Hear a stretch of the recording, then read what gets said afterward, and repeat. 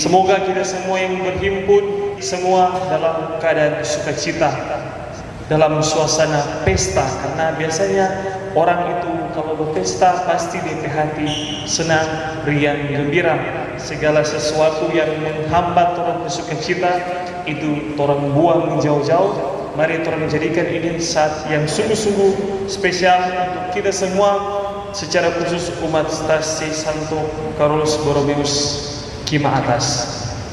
Marilah kita mengawali katekese ini dengan tanda kemenangan Kristus dan nama Bapa dan Putra dan Roh Kudus. Amin. Bapak Ibu, saudara-saudara yang terkasih, di setiap dalam gereja Katolik yang sangat indah itu, di setiap wilayah rohani, kelompok kategorial, stasi, paroki itu memiliki pelindung masing-masing. Setiap kelompok itu memiliki pelindung masing-masing, kelompok kategorial maupun yang non kategorial. Nah, kita bertanya, kita berefleksi, apa maksud dari nama pelindung? Apa yang membedakan stasi Kima yang di bawah lindungan doa Santo Carolus Borromeus dengan misalnya Santo Petrus Koka misalnya, atau dengan pusat paroki Bunda Teresa dari Kalkuta. Nah, secara khusus pada saat ini yang umat di stasi Santo Carolus Borromeus Kima Atas ini mengambil pelindung Santo ini, Carolus Borromeus. Nah, apa yang dapat kita petik dari cara hidup dari Santo Carolus Borromeus ini? Ini yang dapat menjadi identitas ciri khas dari stasi Kima ini, bahwa betul-betul orang stasi Kima berada di bawah lindungan doa Santo Carolus Borromeus. Santo Carolus Borromeus ini dia dikenal sebagai gembala yang setia dan rendah hati. Sedikit riwayat singkat, jadi Santo Carolus ini lahir dari Arona, Italia Utara tahun 1538. Dan Santo Carolus Borromeus ini dia lahir dari keluarga bangsawan yang kaya raya. Dia lahir bukan di keluarga yang sederhana, tetapi dia lahir di tengah-tengah keluarga bangsawan yang kaya. Tapi meskipun hidup di lingkungan mewah, ia tetap dikenal sebagai orang yang sederhana dan saleh. Dan yang terkenal juga yang unik dari Carolus Borromeus ini yaitu dia memiliki om, DP paman. Omnya itu adalah umat stasi atau paman dari Carolus Borromeus. Pamannya adalah Paus Pius keempat. Nah, umat stasi Kima mesti tahu ini. Dan untuk apa dia pakai nama stasi Kima? DP sejarah, DP riwayat hidup, apalagi DP spiritualitas orangnya tak hidupi.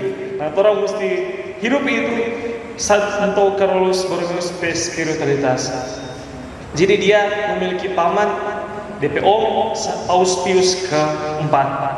Dan karena DP Om ini Paus, DP Om ini mengangkat dia menjadi kardinal di usia yang muda. Tetapi bukan karena Carolus ini diangkat bukan karena ada hubungan keluarga, tetapi karena kecerdasan yang dimiliki oleh Santo Carolus Borromeus ini. Jadi karena DP kecerdasan dia akhirnya diangkat menjadi seorang kardinal. Tetapi setelah kematian kakak meninggal, keluarga tentunya berharap ia berhenti menjadi seorang imam. Dia berhenti. Dan kalau berhenti menjadi seorang imam artinya supaya dia boleh menikah. Tetapi dia dengan tegas dia menjawab, aku telah memilih mempelai yang lain. Yakni siapa? Kristus sendiri. Tentunya kalau keluarga minta begitu pasti ada hubungan dengan, apalagi dia keluarga bangsawan yang kaya raya, paling ada hubungan dengan yang duniawi. Apa dia bilang ahli waris dan begitu, atau kekuasaan dan lain sebagainya. Tetapi Carolus dengan tegas dibilang, aku telah memilih mempelai yang lain, yakni Kristus. Akhirnya dia tidak menikah. Ia kemudian pada tahun 1563 dia ditabiskan menjadi imam. Dan setelahnya dia menjadi uskup agung di Milan, uskup agung Milano, salah satu keuskupan yang terbesar di dunia ini. Nah, ketika Carolus Borromeus ini mulai melayani, waktu itu keadaan gereja, kita harus mengakui bahwa waktu itu keadaan gereja tidak baik-baik saja. dalam tanda kutip tidak baik-baik saja. Nah, dalam situasi itu Carolus dia memulai pembaruan besar yang sangat terkenal, pembaruan yang sangat terkenal yang dilakukan oleh Carolus Borromeus, yaitu berhubungan dengan para imam. Jadi ia mendirikan seminari bagi calon imam. Ini cikal bakal sampai pada akhirnya saat ini bahkan di Manado ada itu seminari. Tujuannya apa? Untuk mendidik calon-calon imam, agar supaya hadir di tengah-tengah umat imam-imam yang sungguh-sungguh memang berkualitas karena pendidikan. Apalagi orang tahu bersama itu pendidikan di seminari tidak singkat. Di stasi sini untuk stasi anak frater, di sini juga ada bidang 2 anak lagi frater, bidang 1 anak lagi frater. Sepuluh deh. Oh sudah, dong 3 kan? Dong 3 kan itu frater di seminari Peneleng yang so menempuh pembinaan so panjang, tidak singkat. So melalui seminari Kekas-Kasan 4 tahun rohani 1 tahun, dan sekarang so ada di seminari Peneleng. Nah, sedikit cerita beberapa bulan yang lalu ketika kita datang ke seminari Peneleng, dorang 3 datang ke kita. Kontak bilang, mau ini keluar, mau kasih di mana? Karena 1 dari bapak ketua stasi, 1 bidang 1, yang 1 bidang 2. Nah, secara khusus juga di stasi Kima ternyata ada lagi frater sekarang tingkat 2. Nah, ini semuanya ada cikal bakal dari apa yang pernah dibarui oleh Santo Carolus Borromeus, yaitu mendirikan seminari bagi calon imam yang sampai sekarang itu tetap ada. Kemudian selain itu dia juga membuka sekolah untuk anak-anak miskin. Orang tahu sekarang kendala orang tua mau menyekolahkan di anak ini lebih soal dana. Nah, Santo Carolus Borromeus semasa hidupnya dia membuka sekolah untuk anak-anak miskin. Dia memberikan perhatian bagi anak-anak miskin. Apa yang dilakukan oleh Santo Carolus Borromeus ini boleh menjadi cermin bagi kita secara khusus umat di stasi Kima. Orang lihat orang teladan hidup dari Santo Carolus Borromeus dan orang menjadi cermin. Apakah orang yang menggunakan pelindung Santo Carolus Borromeus ini sudah melakukan seperti yang dilakukan oleh Santo Carolus, atau cuma sekedar nama dan pasang di papan stasi Kima Santo Carolus Borromeus Kima atas? Orang boleh berkaca dari situ. Dan pelayanan lain yang dia lakukan yaitu mengunjungi paroki-paroki terpencil. Artinya dia juga membuka hati untuk orang-orang yang kecil, yang orang-orang terpinggirkan, orang-orang yang seringkali dipandang sebelah mata oleh orang-orang lain. Padahal sekali lagi terlihat kembali latar belakang dari Carolus Borromeus itu dia lahir dari keluarga bangsawan yang kaya raya. Nah, memang waktu itu situasi gereja tidak baik-baik saja. Dan di luar gereja pun tidak baik-baik saja waktu itu. Waktu itu ada wabah yang melanda di kehidupan waktu itu Carolus Borromeus, itu wabah pes. Ada wabah yang melanda di luar ketika semasa hidup Santo Carolus Borromeus. Nah, banyak orang yang melarikan diri, tetapi Carolus Borromeus ini dia tetap tinggal. Jadi pada daerah di Milan situ ada wabah, ada penyakit, dan orang lari, tapi Carolus Borromeus tetap tinggal. Apa yang dia lakukan? Dia membuka rumah sakit, dia menolong ribuan orang miskin, dan memimpin doa tobat di jalan-jalan sambil ini yang luar biasa, berjalan tanpa alas kaki membawa salib. Itu yang Santo Carolus Borromeus buat ketika daerahnya waktu itu dilanda sebuah penyakit, sebuah wabah pes. Dan apa yang dilakukan oleh Carolus Borromeus ini, perhatian kepada yang sakit, mendirikan rumah sakit, ini menjadi tanda kasih Kristus di tengah penderitaan. Mari kita sekali lagi berkaca. Apakah kita menjadi tanda kasih Kristus di tengah saudara-saudari kita, atau bahkan umat orang sendiri yang mengalami penderitaan? Orang berkaca atau sebaliknya, justru oranglah yang menciptakan penderitaan di tengah masyarakat, di tengah keluarga, atau bahkan di tengah lingkungan gereja kita. Mari kita berkaca dari apa yang pernah dibuat oleh Santo Carolus Borromeus. Nah, dari kisah hidup yang dialami oleh Santo Carolus Borromeus sudah banyak hal yang boleh kita petik. Dan hidupnya sangat sederhana, tidak memiliki harta apapun. Dan kemudian pada tanggal 3 November 1584 di usia 46 tahun, Santo Carolus Borromeus dia wafat, dia meninggal dunia. Nah, pertanyaannya, apa spirit yang dapat kita ambil dari Santo Carolus Borromeus? Tadi dari sejarah yang orang dengarkan, sejarah hidup dari Santo Carolus, sudah banyak sebenarnya yang dapat kita petik dari cara hidup dari Santo Carolus Borromeus. Terlebih pertama tentang kerendahan hati. Carolus tidak hidup untuk kemuliaan dunia. Tadi dalam cerita kalau saya tahu dia lahir bagaimana, di keluarga apa. Meskipun dia berasal dari keluarga bangsawan dan menjabat tinggi di gereja, jadi keluarga bangsawan pun dapat jabatan tinggi lagi di gereja, diangkat oleh pamannya. Ia memilih untuk melayani seperti Yesus yang rendah hati.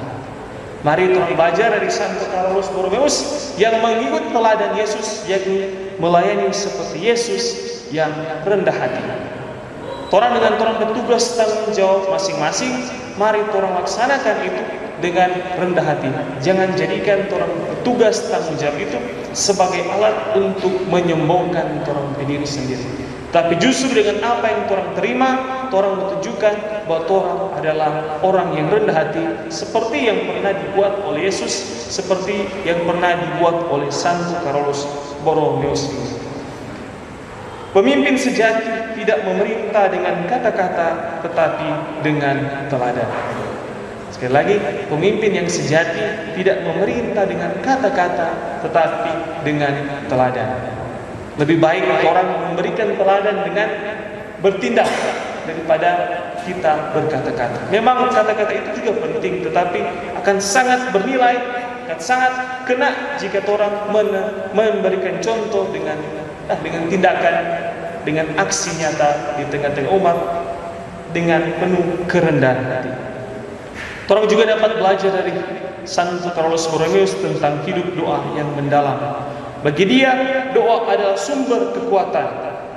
Doa menjadi sumber kekuatan. Kita dapat berkaca sekali lagi, kalau orang ada dapat masalah, orang merasa lemah, orang punya sumber kekuatan apa? Mari orang belajar dari Santo Carolus. Doa menjadi sumber kekuatan. Santo Carolus Borromeus dia bisa berdoa berjam-jam di malam hari, bahkan ketika dia lelah. Nah, bagaimana dengan orang umat di stasi Kima? Mungkin orang yang selelah, orang selalu berdoa.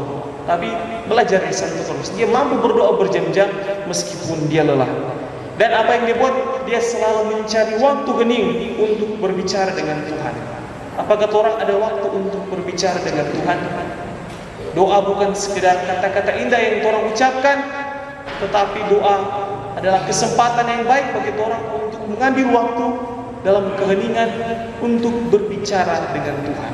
Doa adalah saat yang indah bagi orang semua untuk berbicara dengan Tuhan, meminta apa yang orang butuhkan kepada Tuhan.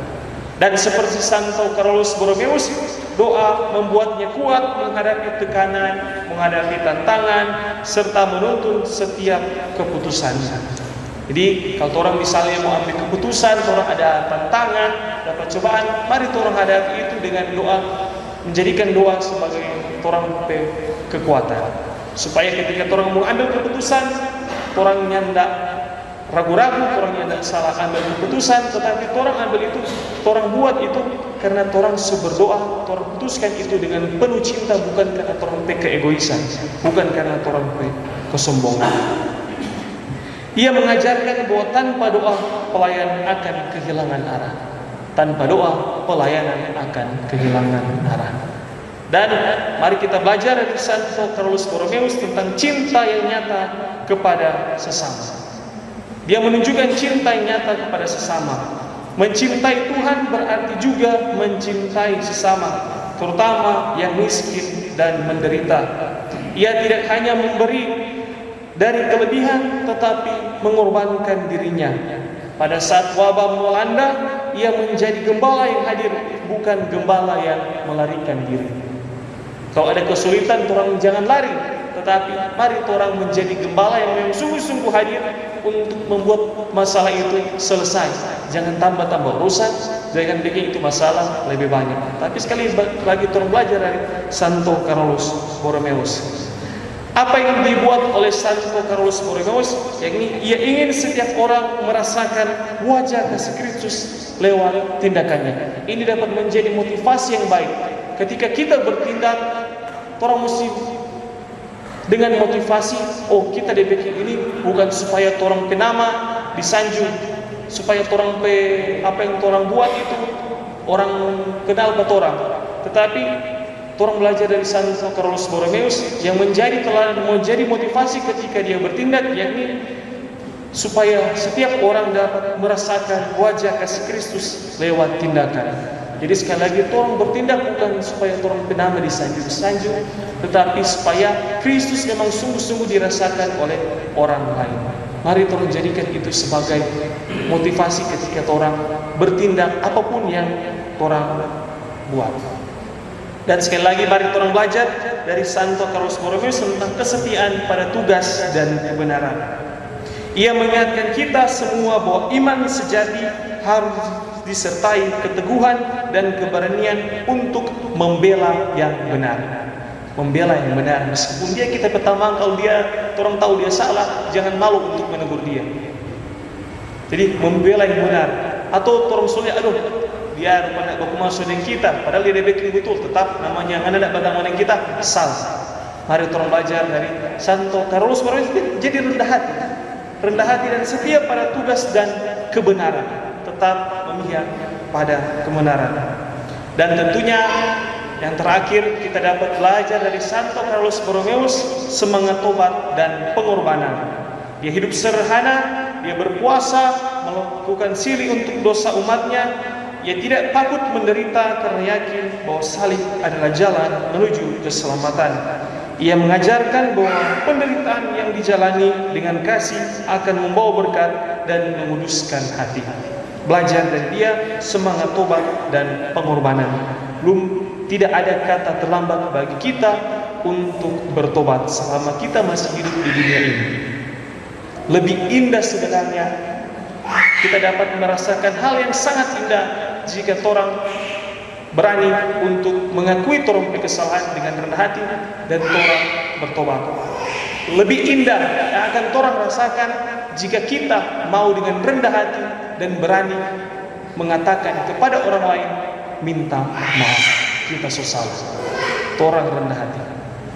Mari orang belajar dari Santo Carolus Borromeus supaya nama yang orang gunakan di stasi ini bukan sekedar nama cuma setunjuk identitas yang berbeda misalnya dengan stasi yang lain, tetapi memang betul-betul orang bilang, oh betul-betul ini stasi ini memang orang tidak salah dalam pakai nama Santo Carolus Borromeus, karena apa yang dibuat oleh Santo Carolus Borromeus itu juga yang mereka hidupi.